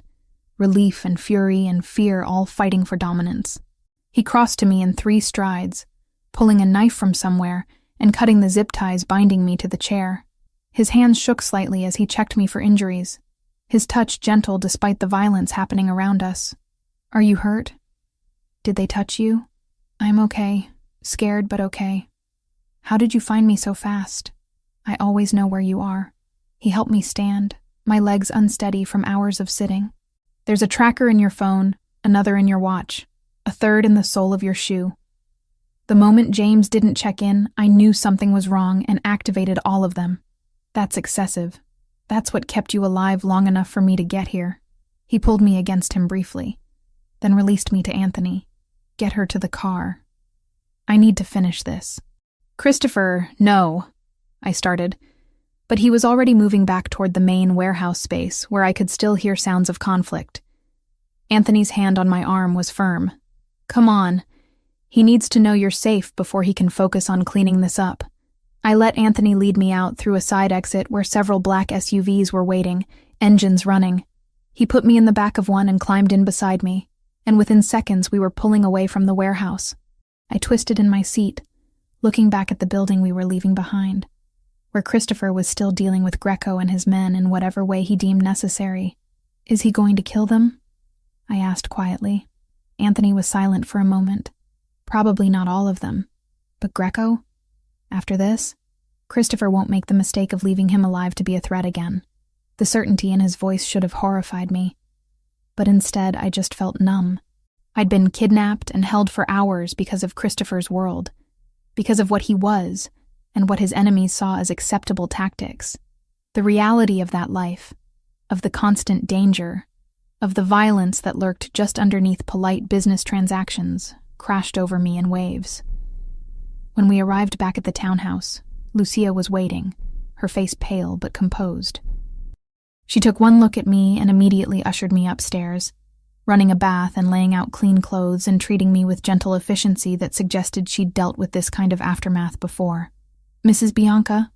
I asked, suddenly terrified that something had happened to her during all this. "Sleeping peacefully. She doesn't know anything happened. Mr. Ravellini made sure the house was extra secured before he went after you. And James is alive. They got him to surgery in time, and the doctors think he'll pull through." I soaked in the bath until the water went cold, trying to wash away the fear and helplessness and chemical smell from whatever they'd used to knock me out. When I finally emerged, wrapped in a robe Lucia had left, Christopher was in the bedroom waiting, pacing like a caged predator. He stopped when he saw me, his expression unreadable. "I'm sorry." "For what?" "For this being your life now. For you being taken because of me. For the fact that I just killed 3 men and severely injured 5 others to get you back." He moved closer. "For the reality that this won't be the last time someone tries to use you against me." I studied his face, seeing the blood spatter he'd missed on his collar, the strain around his eyes, the way his hands clenched and unclenched like he was trying to release tension that wouldn't leave. "Did you kill Greco?" "No. I wanted to, but I made a different choice." He sat down heavily on the edge of the bed. "I beat him severely. Made sure he understood the consequences of touching you. Then I called the FBI back and gave them even more evidence. Enough that this time there's no bail, no early release, no possibility of him getting out. He'll die in prison, which is a worse fate than a quick death would have been. The new charges, combined with his history and the way he violated every previous condition, mean there's no more bail, no more deals, no loophole for him to slip through. You chose the harder path again. I chose the path that doesn't make me more of a monster than I already am in your eyes. He looked up at me. I saw your face tonight, Hannah, when I cut you free. You were terrified, not just of Greco, but of everything, of this whole life. I don't blame you for wanting to walk away after this. I moved to stand in front of him, taking his face in my hands and forcing him to look at me. I was terrified. I still am. But not of you, Christopher. Never of you. This life? Yes. It's frightening and dangerous, and tonight proved that in ways I can't ignore. But you came for me. You mobilized everything you had to find me and get me back safely. That's what I'm choosing to focus on. Even knowing this could happen again, even knowing that, I kissed him softly. I'm not naive anymore about what being with you means. Tonight stripped away any illusions I had left. But it also showed me exactly how far you'll go to protect the people you love, and I'd rather face danger with you than safety without you. He pulled me against him, holding me so tightly it almost hurt. I love you. I should have said it before now, but I'm saying it now. I love you, Hannah, and I will burn down the entire city before I let anyone take you from me again. I love you too.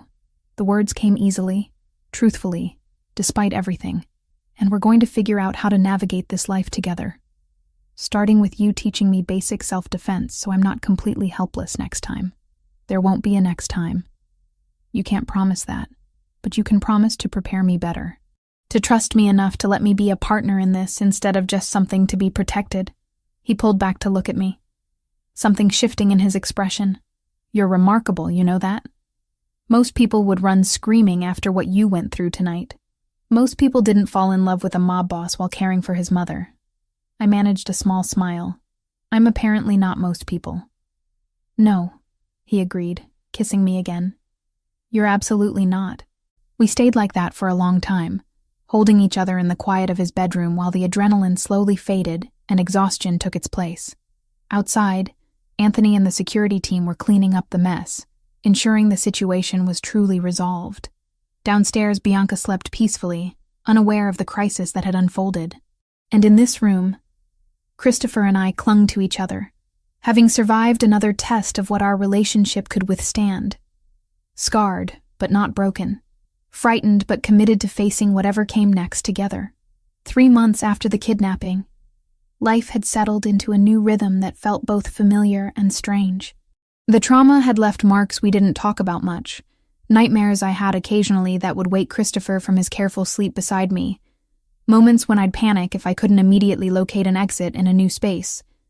But we'd worked through it together, with the help of a therapist Christopher had vetted thoroughly, someone who specialized in trauma and understood the unique constraints of our situation without judgment. Bianca's condition had deteriorated noticeably in those months. The stress of Christopher's increased tension and my own subdued presence apparently affecting her more than we'd realized. She had fewer good days now, more confusion, more moments where she didn't recognize me or thought I was Sophia or someone from her distant past.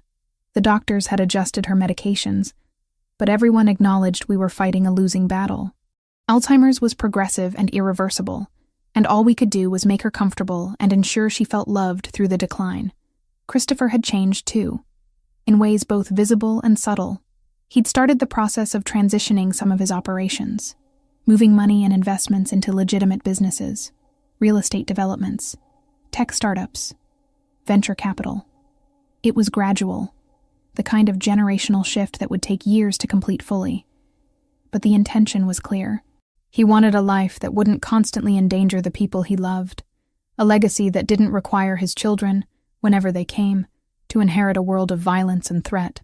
You're doing this because of what happened to me, I said one evening, as we reviewed documents in his study, paperwork for a new investment in a clean energy company that was entirely above board. I'm doing this because I want a future that doesn't end with me in prison, or dead before I'm 50, he replied. The kidnapping just crystallized what I'd been thinking about for a while. This life my grandfather built, that my father maintained. It made sense in their time, but the world's different now. Law enforcement is more sophisticated. The old territorial boundaries don't hold the way they used to. Adapting or dying, and I choose to adapt. Your people must have opinions about this shift. Some do. Anthony supports it, thinks it's smart long-term planning. Others are less enthusiastic, prefer the old ways, but I'm still in charge, and they'll follow or they'll find themselves working for someone else. He set down the pen he'd been using to sign documents and pulled me into his lap. Besides, I have reasons to want a future that extends beyond the next territorial dispute. Reasons that involve you, and potentially a family, eventually. The casual mention of family made my heart skip. We'd been careful about birth control, both of us aware that bringing children into this world while it was still as dangerous as it had been would be irresponsible. But the idea that Christopher was actively planning for a time when that calculation might change felt significant. Eventually, I agreed, kissing him softly. When things are more stable, and your mother's situation has resolved one way or another. Bianca's decline hung over us like a shadow we didn't acknowledge directly, but both felt constantly. She was 64, not ancient, but the Alzheimer's was aggressive, and the trauma that had triggered it had done damage that couldn't be undone. The doctors had started conversations about what her final months might look like, about care options and pain management, and difficult decisions we'd have to make.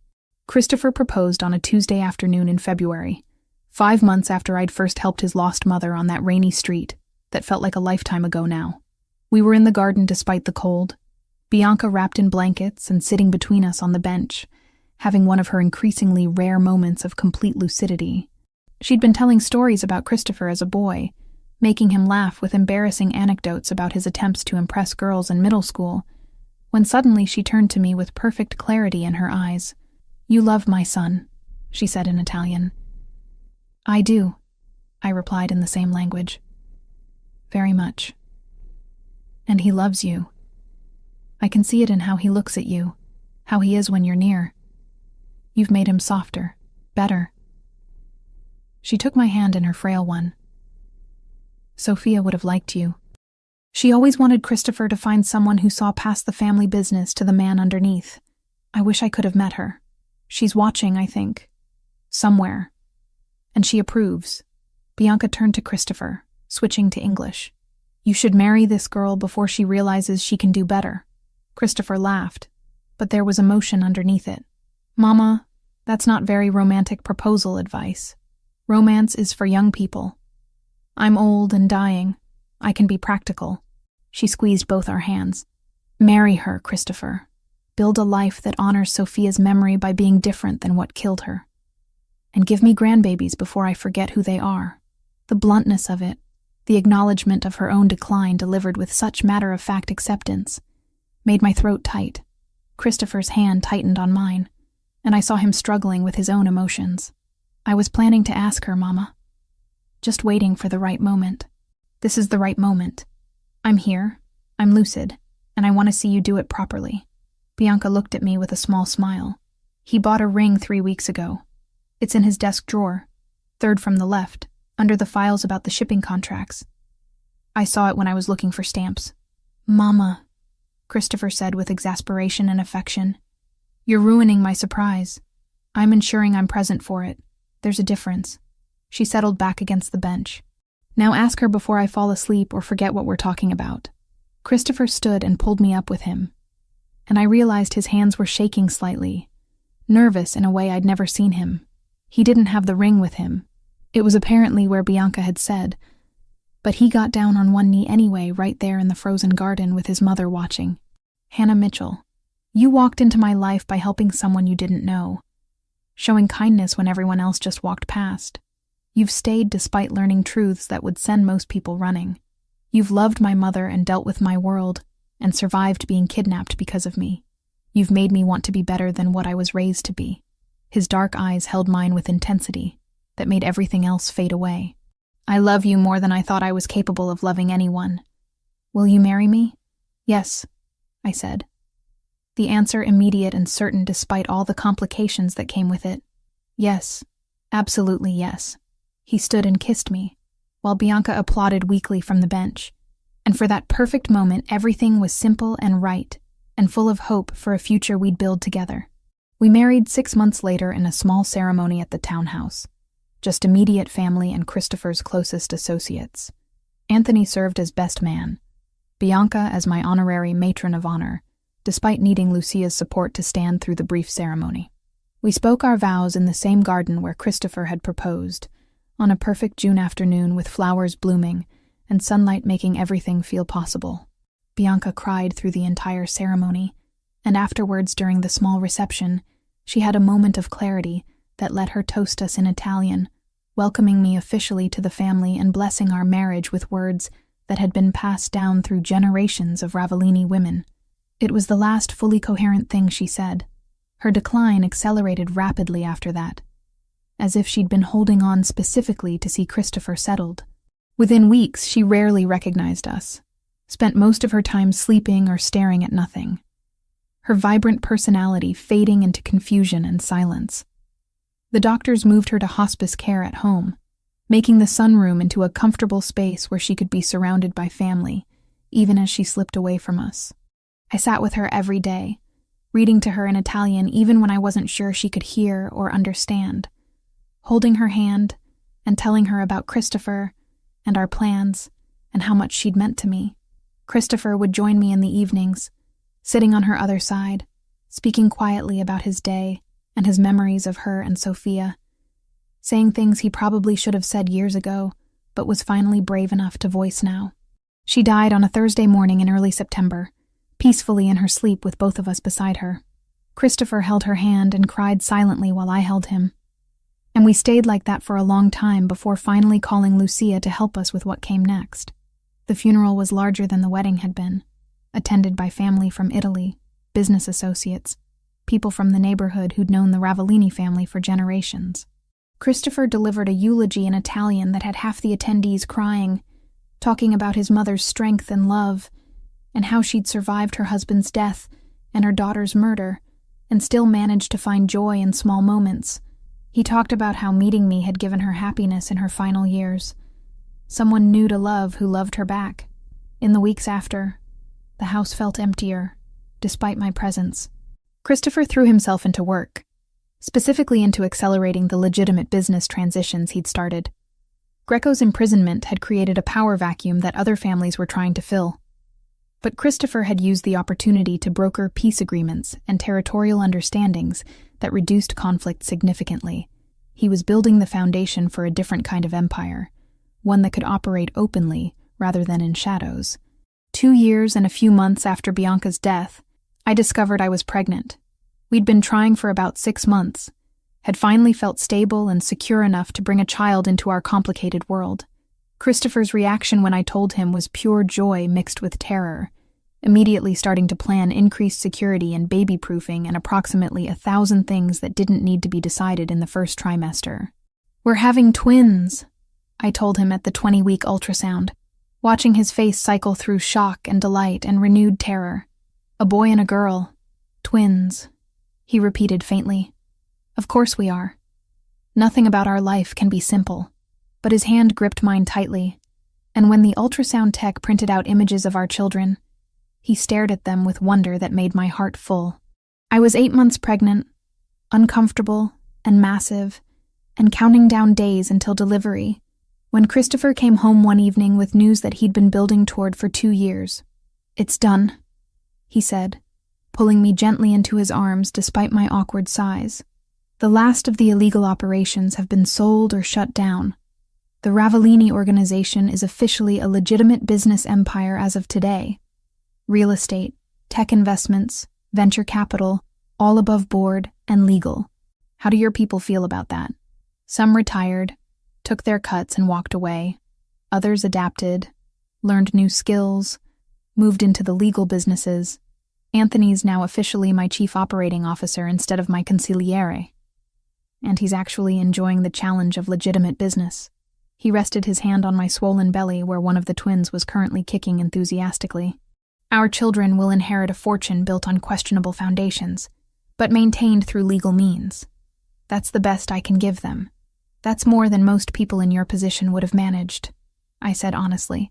"You chose to change, to be different. That matters." The twins arrived 3 weeks later, exactly on my due date. A boy we named Carlo after Christopher's father, and a girl we named Sophia after his sister. Holding them both for the first time, Seeing Christopher's face as he cradled his daughter with tears streaming down his face, I felt the weight of everything we'd survived to get to this moment. We'd started with a chance encounter on a rainy street. A lost woman and a stranger who stopped to help. That choice had led to this. To a family built on love that had survived violence and danger and loss. To children who would grow up knowing their father had once been something darker, but had chosen to become something better. To a life that wasn't perfect or simple but was ours, earned through difficult choices and unwavering commitment. Christopher looked up from Sophia to meet my eyes, Carlo sleeping peacefully in my arms, and smiled with genuine happiness that transformed his usually serious face.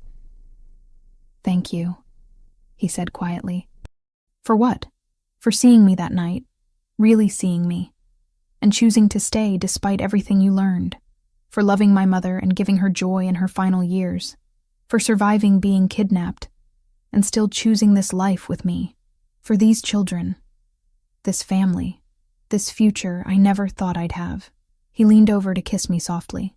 "For being brave enough to help a lost woman in the rain and changing absolutely everything." "Best decision I ever made," I replied, and meant it completely. Our story didn't end there, of course. Life continued with all its complications and challenges, raising twins while Christopher navigated the complex world of legitimate business, built on a foundation everyone knew, but rarely mentioned. The past due notices that had once covered my tiny kitchen counter were gone. Every bill tied to my father's care had been paid in full long ago, replaced by grocery lists and pediatric appointment reminders. But we faced it together, partners in every sense, building something worthwhile from the ashes of what had been. And sometimes, on rainy October evenings when the twins were asleep and the house was quiet, Christopher and I would stand at the window and remember that night, when everything changed, when kindness and gratitude and choice had led us to each other and to this complicated, beautiful life we'd created together.